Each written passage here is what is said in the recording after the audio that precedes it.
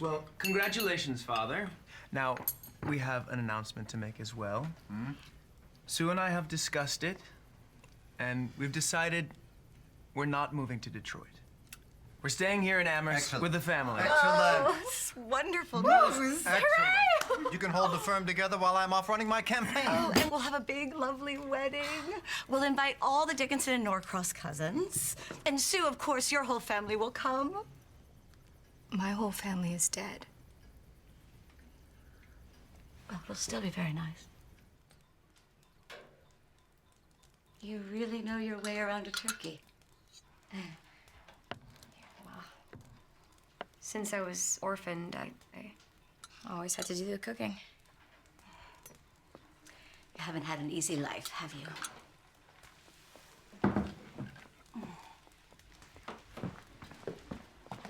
It's wonderful having you back.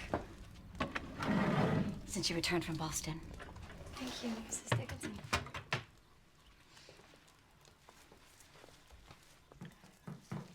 I'm happy you and Austin settled things. And that we're gonna have a beautiful wedding. There's something I'd like to give you.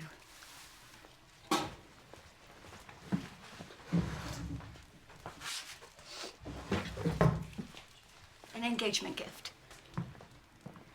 Mrs. Dickinson, you didn't have to.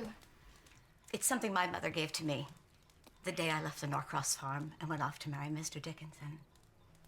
It's been my companion all these years. Of course, I always thought I would give it to Emily on the day she married. But, well, I think it would be best if I gave it to you. Frugal housewife. Mrs. Dickinson, I don't know what to say. Call me Mother. You'll be my daughter soon. Oh, and don't worry, I'll do my best not to die on you.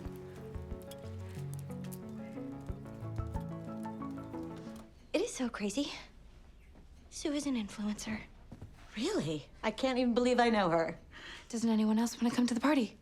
I do, but Absolutely not. Sue and Austin are living a very decadent lifestyle, and I simply don't approve of it. It's not the Dickinson way. And it wasn't the Norcross way either. No, we're not going to the party. Well, I'm gonna go. Oh, have fun, dear. And please, take notes on how much money they're spending on champagne.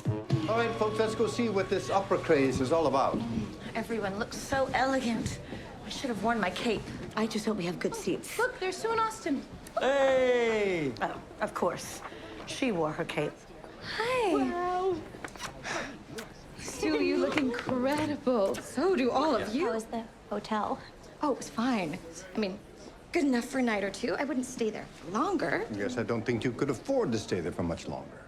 Sue, are you coming with us? Well, I've been reading a book on etiquette. Sounds like a real page turner. And it says if your mother-in-law invites you to the water cure, you must accept the invitation. That's right, you must. Well, thank God. I'm hosting a reunion for my college friends, and Sue's out of town. Where is she? She went to visit a friend. What friend? I don't know. You know, for the life of me, I can't figure out how shy little Sue ended up making so many friends. I'm proud of our son. Well, where's his wife?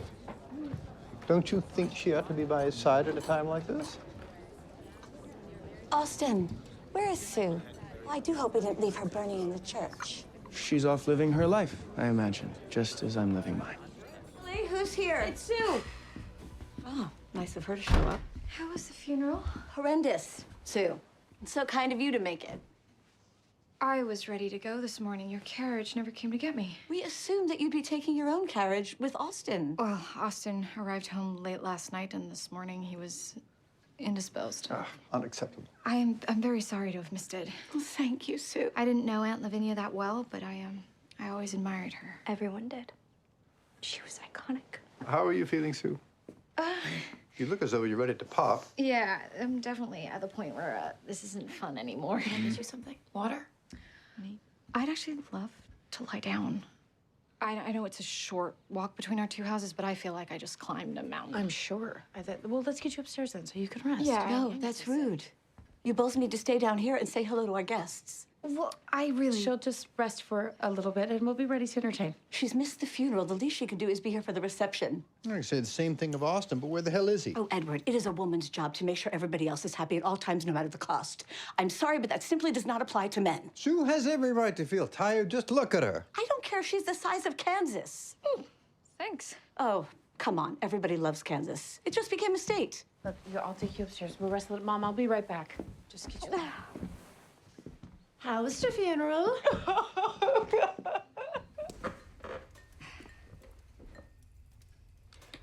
You know, it could be a girl. Oh, I hope so. Then we can name her Lavinia. Fun. Well, let's eat. Let's eat then. Oh, no, don't eat yet. I have something to say. Well, I hope it's about my sister. I will, actually. I am kind of starving. Does anyone mind? Don't you dare touch that food until Emily has finished with the eulogy. Is there something we can do to help her? You think this is painful? We're just getting started. Maybe a touch of chloroform would soothe her. I hear it's older age. Queen Victoria swears by it. Nonsense. We never had anything like that on the Norcross farm. Sue will be having this baby au naturel, won't you, Sue? I'm in quite a lot of pain. Oh, good. The pain is how you know you're still alive. Don't say that. You know Sue's mother died in childbirth. Did she? Well, there is no finer way for a woman to go. The ultimate sacrifice. She's gonna be okay, though, right, Maggie? I don't know. Slim hips. The most important thing is that the baby survives. Oh, God. Why don't we shoot for everybody surviving? Emily, I don't think I can do this. I mean, how can a human being come out of such a tiny hole? It doesn't make any sense. How does anyone pull That's something enough. like that? Oh! This isn't about you anymore, Susan. There's a precious little life inside of you that needs you to be strong right now. Do you understand? Yes. Good. Now, someone bring me the sheep shears. Sheep shears. What do you need these for? Oh, I'll be using quite a lot of farm equipment. Traction's coming faster. Forget the sheep shears. I'm gonna need the pig scraper. Oh, sorry. I'm so nauseous. I don't like this at all. Oh. Can you just push a little? Oh, yeah. Oh. I definitely did not realize giving birth was so slow. The child comes when the child's ready. It's the same with donkeys. You know what I love about birthing? The surprise. You never know what you're gonna get. One time, a cousin of mine had conjoined twins. 3 arms, 2 heads. Maybe Sue's got a pair of them tucked in there. How much longer is this gonna take? It's a mystery, dear. No one knows. But I could probably hazard a guess. Let's take a look, shall we? Oh, God, no. I don't know. Hold still, Susan. Oh, we still got about 3 hours. She's only 1 inch dilated. She could be pushing harder with her hind legs, I think. Interesting theory. Yeah, I'm gonna need you to get up on all fours, sweetie. That bitch won't let me hold the baby! Okay, this seems like a good time for me to leave. See you later. Don't forget to bring an extra thimble. Who on God's green earth does she think she is? What is all this racket? Oh, Edward, you're out of bed. Yes, I started feeling better, so I thought I'd pop down and revise my will. Well, you better not be leaving anything to Sue. What did she do? She won't let me hold my own grandson. Whoa. I am that child's only living grandmother. Where is the respect? Not to mention the fact that it was me who brought him into this world. Well, technically speaking, that was Sue, wasn't it? Oh, please. All she did was lie there and push a little bit. Meanwhile, I used my time-honored Norcross midwifery skills to guide its skull into the light. And this is how she thanks me? She won't even let me in the room. Okay, you know what? Honestly, I've always disliked her. Emily, I need your help. Me? What can I do? You're the only one she'll listen to. She was asking for you specifically just now. She said only Emily can enter the bedroom. You need to go and talk some sense into her. You want to hold him? Me? Oh, no, that's okay. I'd probably drop him. Great. You don't even want to touch the baby, and your mother refuses to give him back. Yeah, so about that. Wait a minute. Did she send you over here? Maybe. Can you just tell me what happened? You know your mother. I swear she would try to nurse this baby herself if I gave her half a chance. When she's over here, all she does is criticize me, boss me around, and give me advice that I don't need or want. She just needs to respect my boundaries. Good work there, Mrs. Dickinson. The soldiers are going to appreciate that pillowcase. Oh, thank you. But this isn't for the soldiers. It's for my grandson. Hopefully one day I'll be able to give it to him in person. Mom, I tried, okay? Not hard enough. Sue isn't letting Mrs. Dickinson spend time with the baby. Okay, I live for the hot goss I get at these sewing circles. Do you know what I would give to hold my first and only grandson? To hear him call me grandmother, or maybe Grammy, or Gigi, or maybe Cookie. The baby doesn't even have a name yet. Yeah, but when they do give him a name, don't you think you should call me Cookie? It's more youthful. Yes. Now we only have one more problem. What? Well, we can't have a family sing-along without the whole family. What about Austin and Sue? You mean you want them to come? Even if Sue is still not ready to let you hold the baby? Family is the only thing that matters. It's as simple as that. Mom, you're right. I will get them to join us tonight. Leave it to me. Well, personally, I'm grateful now that neither of you girls ever left home, since I've been abandoned by my son and will likely never even meet my own grandchild. I can't believe how Austin is treating us. I never thought he could be so cruel. And honestly, Sue is no help. She certainly isn't. Unless she said something to you, Emily. No, she isn't speaking to me. It feels strange to go days without seeing them. I know Austin and Sue are right next door, but they feel much, much further. Yes, it's awful. Oh. Well. Look who it is.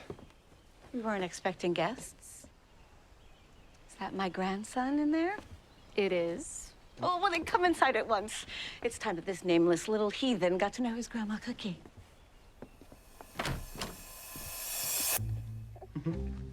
So, have you chosen a name yet? Almost. Dear God, what is the delay? We'd like to give him a family name. Well, that's right and proper. But before we can do that, we need to know what kind of family. We can either be a part of the new world, or we can crumble to dust. We'll take the case.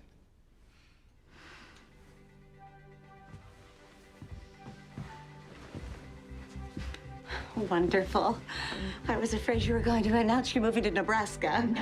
No, he'll stay here in Amherst and see if he can make it a better place. Would you pass me? No. Will you tell us the name? Well, yes, I suppose we can. Well, Austin and I have decided.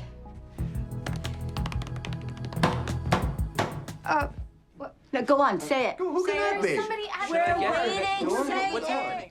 Could you take your jacket off, Colonel? You're getting Civil War dust everywhere. Grandma Cookie? May I have a word? Listen to me, and listen good. That man out there is very important. He is a writer, a thinker, a revolutionary, and he came all the way here because he admires Emily's poems.